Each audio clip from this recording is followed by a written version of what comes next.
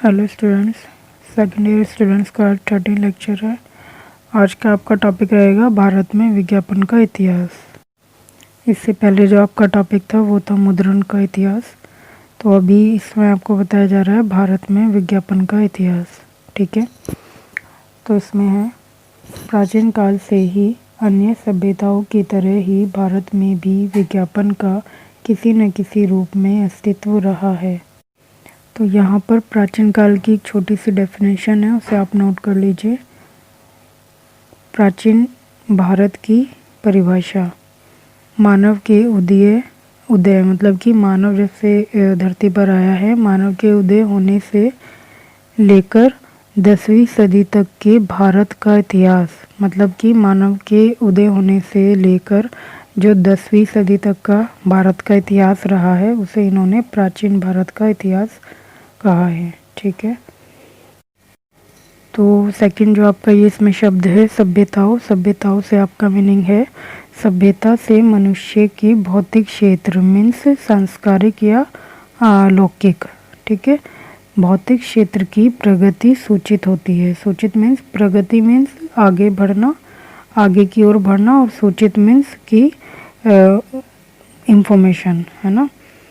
तो सभ्यता का मीन्स ये हुआ कि मनुष्य के अंदर जो उसकी भौतिक क्षेत्र है, उसके जो संस्कार हैं, उसके होने की सूचना मिलती है सभ्यता द्वारा, है ना। तो फिर ये कह रहे हैं कि अन्य प्राचीन काल में मतलब कि पुराने समय में जो सभ्यताएं थी, अन्य सभ्यताएं, तो उसी की तरह भारत में भी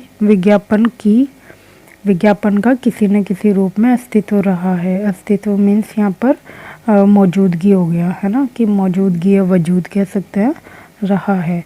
तो आगे है हमारे प्राचीन ग्रंथों में भी ढोल बजाकर या चिल्लाकर या डुगडुगी आदि बजाकर उद्घोषणा करने के प्रमाण मिलते हैं। मतलब कि हमारे प्राचीन ग्रंथों में भी, मतलब कि भारत के जो प्राचीन ग्रंथ हैं, प्राचीन ग्रंथ ये किसको बोल रहे हैं? ग्रंथ मीन्स जैसे कि आपकी पुस्तकें होती हैं, इस तरीके से ग्रंथ उनको कह देते हैं जो कि पुराने होते हैं और मतलब पुराने समय की एक सत्यता होती है। जो पुराने समय के एक सत्य वचन होते हैं वो एक तरीके से ग्रंथ में उनको कहा जाता है। ठीक है, तो ये बोल रहे हैं कि प्राचीन ग्रंथ जो हमारे भारत के पुराने ग्रंथ हैं, जिनमें पुराने समय का सारा सत्य, पुराना समय किस तरीके से व्यतीत किया जाता था उसका जो सत्य सार लिखा हुआ है, तो उस ग्रंथ को ये कह रहे हैं कि हमारे प्राचीन ग्रंथ में भी ढोल बजाकर, यानी कि ढोल बजाकर, जैसे कि आप समझते ही हैं कि ढोल बजाकर ये कैसे कह रहे हैं, चिल्लाकर, मतलब कि चिल्लाकर, शोर मचाकर, आवाज़ें लगाकर, डुगडुगी आदि बजाकर। ये सब मैंने आपको विज्ञापन में भी समझाया आपके फर्स्ट चैप्टर में, है ना। डुगडुगी आदि बजाकर घोषणा का मीन्स तो आप समझते ही हैं। ठीक है, उद्घोषणा यहाँ पे क्यों कह रहे हैं? घोषणा में सूचना, और जो जानकारी के लिए दी जाती है सूचना वो होती है आपकी घोषणा, है ना। और यहाँ पे उद्घोषणा उसको कहते हैं जैसे कोई राजा है और वो अपने द्वारा किसी बात की सूचना लोगों तक पहुंचा रहा है, तो वो एक राजा के द्वारा कही गई बात है तो उसको नकारा नहीं जा सकता, तो वो हो गई उद्घोषणा। जैसे कि आज के समय में हमारी जो सरकार है वही हमारी एक तरीके से राजा है, तो जो उनके द्वारा जो भी निर्देश हमारे लिए आता है तो उसको हम नकार नहीं सकते, उसको हमें फॉलो करना ही पड़ता है। तो इसलिए फॉर एग्जांपल है ये, तो इसलिए कह रहे हैं उद्घोषणा करने के प्रमाण मिलते हैं, मतलब कि हमारे ग्रंथों में इस चीज़ का सबूत है कि इस तरीके से एक तरीके से विज्ञापन का इस तरीके से संचार किया जाता था हमारे पुराने समय में, हमारे प्राचीन समय में। ठीक है, तो आगे आता है ईसा पूर्व की लगभग 2,500-3 हजार वर्ष पूर्व की प्राचीन सिंधु सभ्यता के नगरों हड़प्पा और मोहनजोदड़ो से प्राप्त अवशेषों में भी कलात्मक वस्तुएं और मोहरें प्राप्त हुई हैं।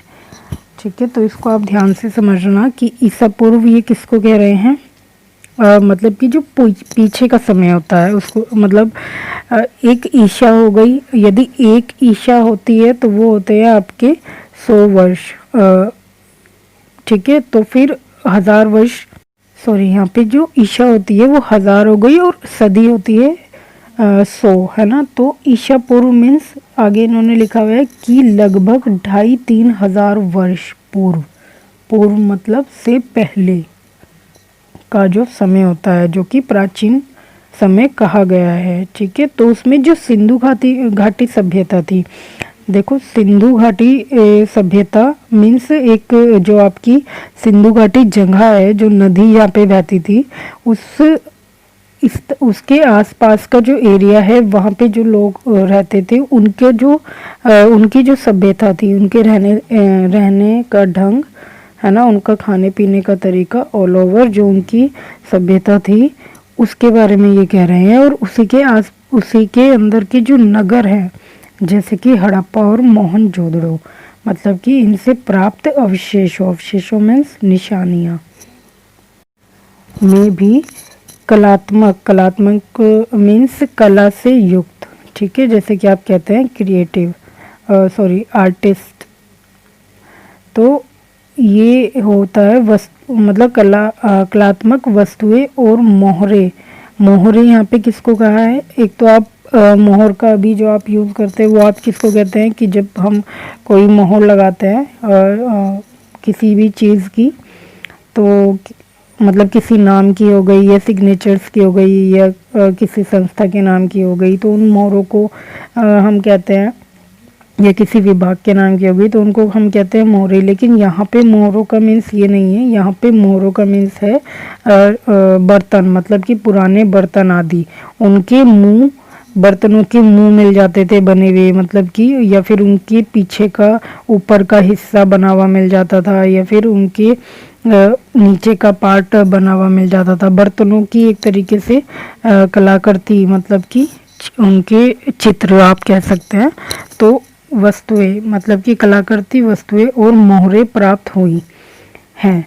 ठीक है, तो ये उस समय की बात कर रहे हैं जब सिंधु घाटी सभ्यता और उसके अंदर के नगरों की। ठीक है, तो फिर आगे आता है सिंधु घाटी की सभ्यता।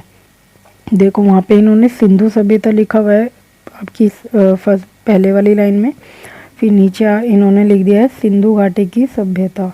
तो आप इसमें कंफ्यूज मत होइए, ये एक ही है। ठीक है, तो सिंधु घाटी की सभ्यता से प्राप्त प्रमाणों में चिन्हों, मोहरों और लिपि के प्रमाण भी प्राप्त हुए हैं। मीन्स कि जो सिंधु घाटी की सभ्यता, जैसे कि मैंने आपको बताया, और उनके नगरों में जो प्रमाण प्राप्त हुए हैं वो चिन्ह हैं। चिन्ह मतलब प्रतीक चिन्ह, वो किसी भी चीज़ के हो सकते हैं, है ना। और मोहरे मीन्स अब मैंने आपको बता ही दिया है। लिपि के प्रमाण का यहाँ पर मीनिंग है लघु ध्वनि, या मतलब लघु ध्वनि मीन्स साउंड, है ना, का अक्षर, मतलब कि जैसे कि क ख ग क ख ग, तो इस तरीके के अक्षरों का एक लिपि मीन्स गड़े हुए शब्द या लिखे हुए शब्द, दीवारों पे पत्थरों पे गड़े हुए शब्द, या किसी ने उनको किसी कोयले से या पीली मिट्टी वगैरह इन सब चीज़ों से लिखा हुआ हो, या धागों से, इंक से, मतलब कि जैसे गेरू टाइप वो लोग पहले यूज़ किया करते थे, तो इस तरीके से पीली मिट्टी को घोल के वो बना लिया करते थे, तो धागे की मदद से वो लिख दिया करते थे। तो इस तरीके से चिन्ह प्राप्त हुए हैं। ठीक है, तो ये लिपि के जो प्रमाण हैं ये उनको कह रहे हैं, जो उनको शब्द वहाँ से प्राप्त हुए, जिसे आज के टाइम में आप टाइपोग्राफी कहते हैं। जैसे कि आपके न्यूज़पेपर में आ गई, आपके कंप्यूटर पे आ गई, है ना, उसको आप टाइप करते हैं, या जिस तरीके से हम लोग कचहरी में टाइपिंग करवाते हैं, वो भी एक टाइपोग्राफी का ही पार्ट है। उसमें मशीन पे वही शब्द गड़े हुए होते हैं, है ना। आगे है इन मोहरों या चिन्हों का स्वरूप आधुनिक प्रतीक चिन्हों या लोगो टाइप से मिलता जुलता है। देखो यहाँ पे लोगो टाइप किसे कह रहे हैं, जैसे कि आप आजकल वर्तमान समय में जैसे कोई कंपनी अपना लोगो बना देती है, तो इस तरीके से मैं आपको दिखा भी दूं उस समय में किस तरीके के चिन्ह बनाए जाते थे, कुछ इस तरीके के। ठीक है, तो ये बोल रहे हैं कि इन मोहरों या चिन्हों की का जो स्वरूप है, स्वरूप मतलब उनकी आकृतियाँ आधुनिक मतलब कि आज का जो समय है उसके जो प्रतीक चिन्ह होते हैं, मतलब कि आज के समय में जो हम यूज़ करते हैं चिन्हों को, हम जो लोगो बनाते हैं, है ना, या लोगो डिज़ाइन करते हैं, लोगो मार्क जिसे कहते हैं, उनसे मिलता जुलता है। ठीक है, तो आजकल हम जैसे कि आप फॉर एग्ज़ाम्पल ले लीजिए, आप किसी चीज़ को बंद स्टॉप करने के लिए कह रहे हैं, जैसे कि आप सड़क क्रॉस कर रहे हैं तो वहाँ पे एक चिन्ह होता है कि आप एक सर्कल में उसको बनाते हैं और उस पर एक लाइन खींच के उसको क्रॉस टाइप कर देते हैं रेड इंक से, है ना। तो उसी तरीके से वो लोगों ने भी कुछ निशान बना के छोड़े हुए थे, तो इन्होंने उसको बोला है कि शायद वो उनके विज्ञापन करने का एक माध्यम था या फिर व्यापार में उनका एक तरीका था।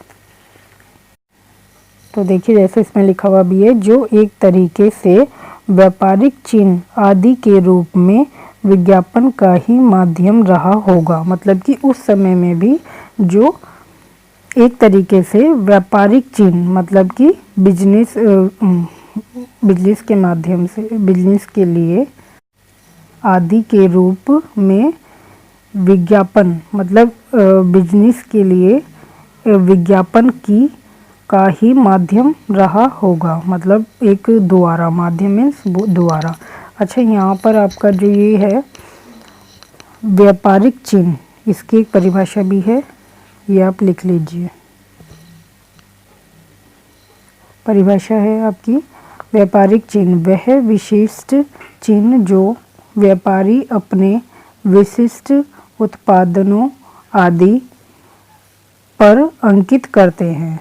मतलब वर्तमान के लिए भी आपकी ये परिभाषा है और ये उस समय के लिए भी कही जा सकती है। विशिष्ट मीन्स विशेषता युक्त। ठीक है, तो इसको व्यापारिक चिन्ह को इंग्लिश में बिजनेस मार्क या ट्रेडमार्क भी कहते हैं। ठीक है, तो आगे आता है आपका